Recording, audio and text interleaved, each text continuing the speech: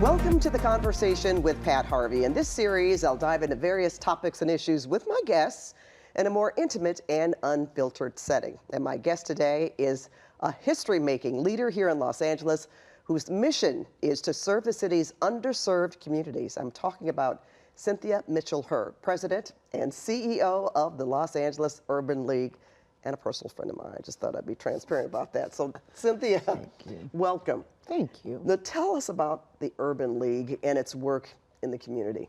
Well, the Los Angeles Urban League, it's 105 years old. And you are the first Woman. in nearly a century. So Absolutely. you have made history. I already. have made history, and I'm very proud of that. You know, leading this organization, an organization that's into economic development, it's into education, it's about workforce development, and it's really about giving communities, African American communities, an opportunity for not entitlement, but equality, and really bridging those gaps. And this is something that the Urban League has had as its mission statement for those many years that you talked about, since they have been really in existence. Well, not only the Los Angeles Urban League, but we're 92 affiliates strong across the country. Wow. Under the leadership of President Mark Mariel. So it's been a long history, a long movement of making sure that folks have a place at the table and a safe space at the table. Well, you've had so many opportunities for that, and we're going to get into that for a minute, but I want to talk about how you have built a career helping others and fostering equity. You know, this had to come from somewhere. So, you know, you've had past work leading organizations, but where did this desire to help come from? It comes from my family. It comes from the family. From a very young child, we were exposed to giving back, looking at a family of lineage of philanthropic support, and really, you know, Pat, when you see this as a child, when you see family going beyond and saying, it's bigger than us, there is more to do, and there's more help that you can do for families and communities, but addressing certain issues and staying fast to those issues. So I learned it at a very young child. And it's something that's in my heart. It's not anything you can learn in terms of academics. I believe that it's bred within the process of a family and how it's ingrained in you. And so that's what I say, you know, it's been there for a very long time. It's who I am. I was, introducing you to some of my colleagues earlier, and I said, she really loves young people. You love people, period, but you have always, since I've known you, 30 some odd years, you've always had an interest in helping young people. I mean, when I say an interest, more than most, I mean, you were passionate about that. You know, I say that I think it's even more than passion. It's a spiritual giving for me. I remember, Pat, when I was first in the business, and there was a young child that came to me, and she was with her grandmother, and the grandmother began to cry, and she says, you know, I don't understand why I can't get help for my grandchild. It was a foster child at the point. And I remember I was young, and I engaged with this family, engaged with this grandmother, and I engaged with the systemic issues and with the systems. And I knew then that there was something that I had. And it came from a very spiritual space. And it's just, I believe you either have it or you don't. And it's still there. So you do have it. I do. I love me some children. I love youth. I think they're the future. And just knowing who they are and giving back to that next generation and that next voice, it does something to me, for me. It's personal. Yeah. It's personal. You always meet people where they are, especially young people. I try. No, you do. I try. Well, let's talk about something that the Urban League has been very, very involved with, that everybody can recognize, because it has affected everyone here. whether you were directly impacted by the fire, I think we can say that we all have been impacted. So I know you've done a lot of help with the fire victims in the Altadena fire. So tell us a bit about that. Well, you know, from the moment the Los Angeles Urban League heard that we were going to be deployed, and that was by choice, because that natural disasters were not necessarily a part of what we did in our response, but what we do is we respond to the needs of people. And Pat, when that fire hit, both in Eaton Canyon and in Palisades, you only knew to deploy. Yeah. And so we were able to work with state, federal, and local support, and we worked with many corporations and organizations. But we were one of the first on the ground. And we worked with a church there, Pastor Hurt in Altadena, and also Areva Martin with Special Needs Network, and my goodness, Catherine Barr as well, and with Mayor Karen Bass. And we convened and worked in the first responses and also along the way. But repair and response and recovery is not something that you just have over those first couple of weeks. We're still engaged. That's the next question. Still engaged. Okay. And we're engaged in raising dollars and funds to support families that have been still trying to get back into their homes. But where the Los Angeles Urban League feels very strongly about is small businesses that were affected. Because this is something that the Urban League has done over the decades. Absolutely. Working with small business. Absolutely. Okay. Making sure that small businesses get access to capital. That's our space. Making sure that their voices are heard, but also making sure that those individuals that came into the Altadena and the Palisades area, that the governance, not only of those dollars, but the governance of those services are adhered, and that people are getting their just in terms of those services and resources that are needed for them. So we're also advocacy voice for small businesses, and so many small businesses were affected. Do you see on the horizon some good things happening? Slow? Slow. It's really important that people get back into their homes. But Pat, we know what this meant in the Eaton Canyon and in Pasadena, well, in Altadena. We know what it meant. That was a legacy for families. Historic. Historic Generations. legacy. Absolutely. Lost homes. Lost homes, lost souls, lost families, lost memories. How do you expedite that? And for the Black community, often in Altadena, this was generational wealth. Yeah, yes it was. It's very difficult. So where we help and helping try to expedite is just continuing to build these resources and to build those partnerships and hold the entities accountable, because it's taking some time, doing okay, but it can be better. It can be better. You know, I want to go back to just the significance of you being the first female president. I have to do that because you're talking about nearly a century. There are reasons for that. So I want to talk about you. I know you graduated with your bachelor's degree from USC, and then you got your master's at Howard University. Was that the beginning? Did that help catapult your career in wanting to have these global reliances and collaborative partnerships? Well, you know, I loved and still love being a Trojan. Yeah, you do. From Los Angeles. I know so absolutely fight on, Pat. Fight on. But my trajectory when I went to do my master's at a HBCU, it changed a little bit for me. It gave me an opportunity to see not only where our whole world could be. It gave me an opportunity to see how Black folk were integrated and what those issues really meant across this country. And so taking all of my experience at USC, combining it to the experience at HBCU took me to a whole nother place. But then I was able to come back and do some practical application with that. Okay, what was the first? What'd you do? Well,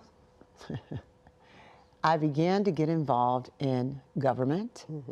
I began to get involved with community-based organizations, and then being able to see where I was going to be able to mobilize change.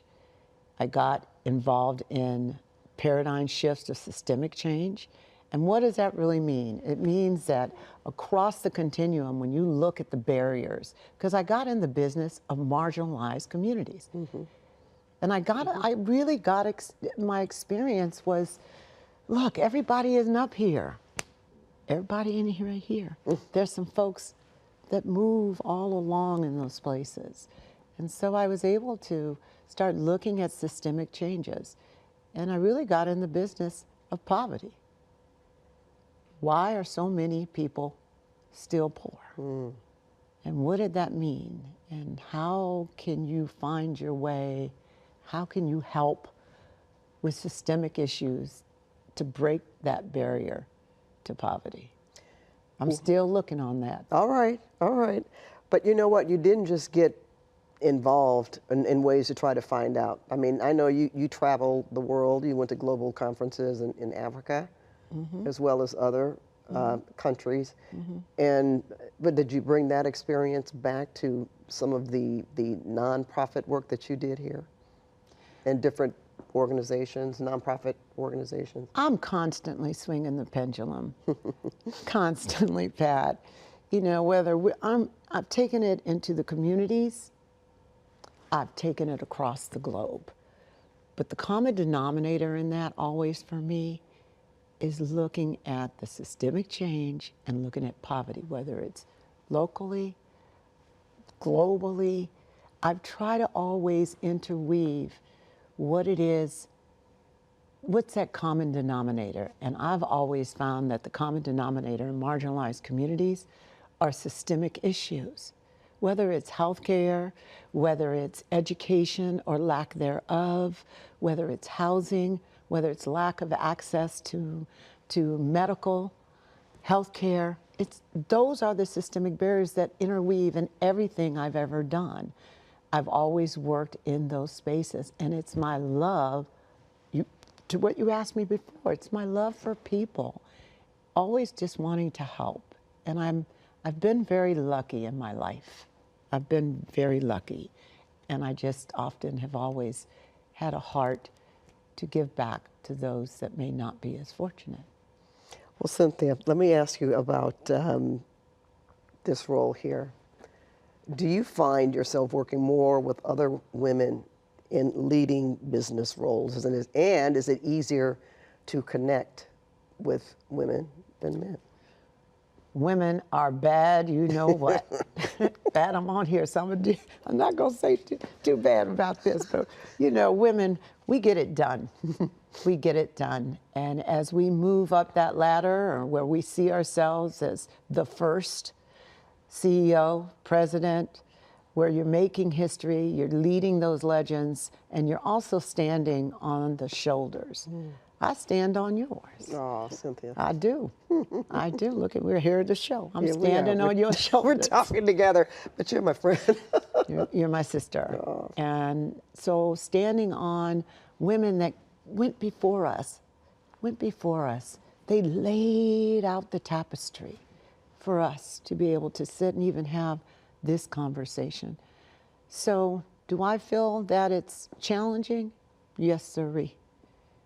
Sometimes I feel as being the only woman at the table sometimes. When we sit in these positions, sometimes we're the only one. We just have the suit and the skirt. And so, you know, it can be challenging. It can be challenging. And I think that our counterparts, our male partners, it's important for them to understand that we've been at the table for a long time. We've been at the table a long time. Just maybe not heard as much. And I think when we stand up for what we know and what we believe in, you know, we have the alphabet soup behind our names now. We have those experiences. But why are we still chipping away at that glass ceiling? And I'm still chipping away at that glass ceiling. I see the crack, though, Pat. I see the crack. It's cracked. Well, you have to keep chipping. There's no question about it. Chipping away. Speaking of that, this kind of segues into that. Have you been impacted, the Urban League, by federal budget cuts? Absolutely. All right. Absolutely. You know, I'm going to try to stay away from some things. Politics. Absolutely, and thank you for that platform. But yes, funding is always a question. And with DEI being wiped out of supposedly of our conversations, we are an organization of equality, empowerment, and engagement for African Americans and people of color. So when we look at some of these areas, of course, we have been impacted. But doesn't mean we stop. The impact has occurred. But chipping away at that ceiling, chipping away at those issues, you find other ways, Pat. You've got to find other ways to make sure, because the only people that suffer are our communities. So as a leader, if we do not find other ways to say, okay, that door may have closed temporarily. We as a people, and we as people of color, we know and have always known, we're not going to stop. Stop is not a part of our vocabulary. I've just got to find another way to make it happen. And we're doing that. Well, just for point of reference, you're one of the best fundraisers that I know. No, you can raise funds. You have a way of bringing people together and for telling them what you want and what's needed. And they heed the call. So I know that will continue. I'm not going to say I hope. Well, I thank you for that. And when you say, have we been impacted, it's important that corporations also recalibrate and work with organizations to know that the work doesn't stop. The work doesn't stop. And so everybody has to recalibrate, but we still have to stay true to the mission. None of these issues go away. It's just that the way by which we have to address it is being impacted. When people tell you that you might have to change the language on your websites and how you communicate your messaging, that's tough when you're really about the people and when you're unapologetic about being about people of color. That's the history of us. Okay, then we talk about history. Let's say you weren't involved in Urban League for 30 years. I wasn't either. However, we would attend, or we knew what it stood for. We knew the leaders of the Urban League and what the purpose was, the mission was. How has the community changed over those decades? And it certainly has. Besides what we're just talking about here with the federal budget cuts. Well, equality and people's civil rights is always going to be important, right? And that's why the urban leagues were founded, to make certain that one's civil rights were adhered. So if the question is what has changed since then in terms of our children and our grandchildren, how they look at the urban leagues and the purpose and the mission, it is different. It is different. And it's different because of the way our next generation wants to access this, the way they want to listen to it, the way they want it transcribed to them or not, the way communication is, and the way it's marketed to them. That's different.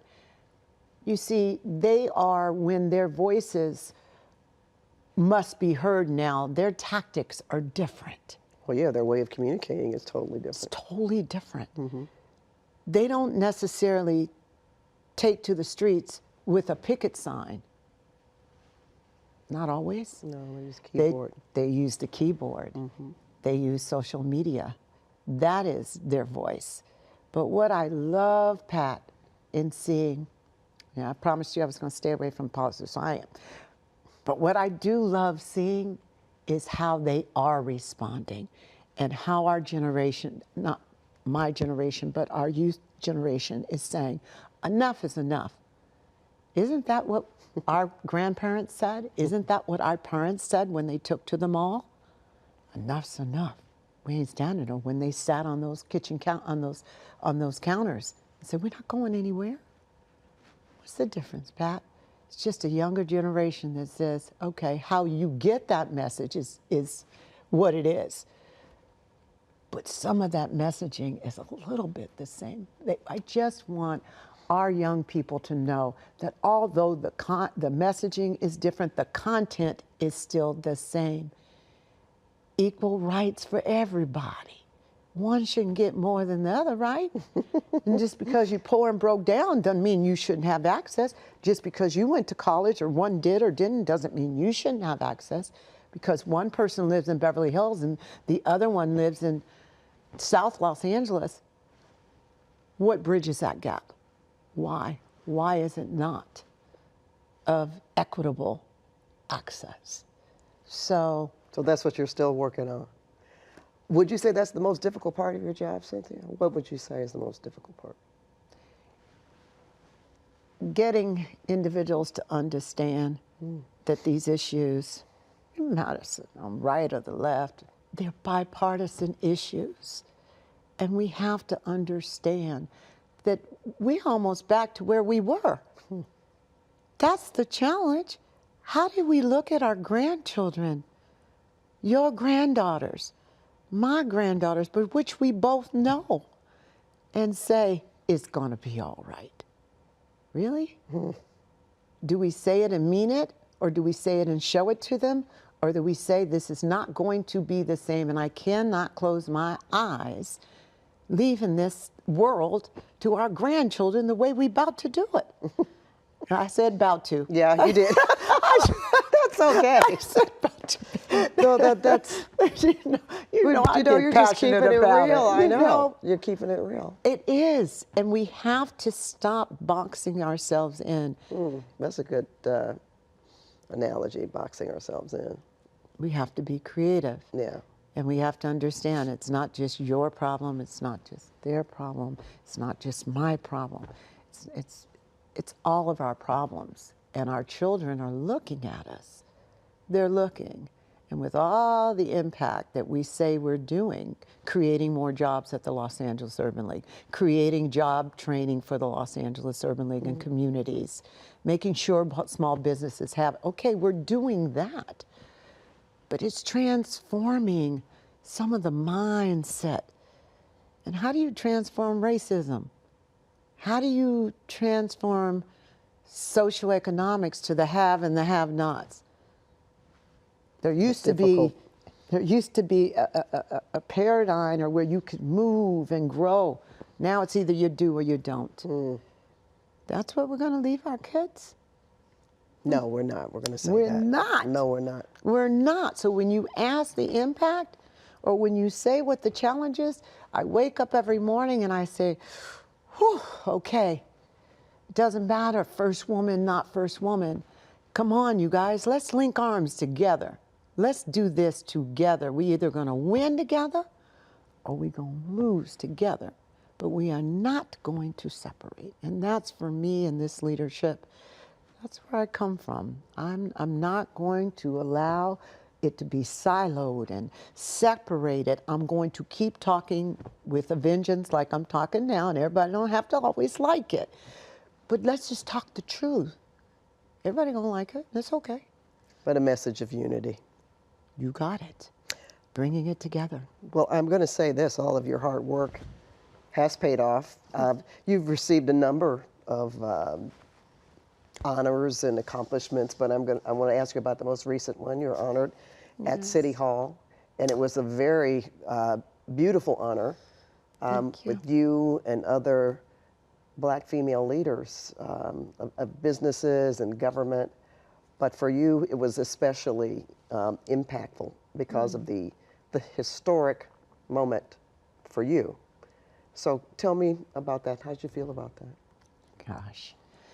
It was a moment that brought tears to my eyes. One, to see so many friends that came to support, and then the acknowledgement. you asked me a little while ago about how do you get from here to here in your career? And then when you are acknowledged that, hey, the road and the journey may have been hard, it may have been long, and there's still a lot to go, but we see you. We see you. And it's nice to be acknowledged.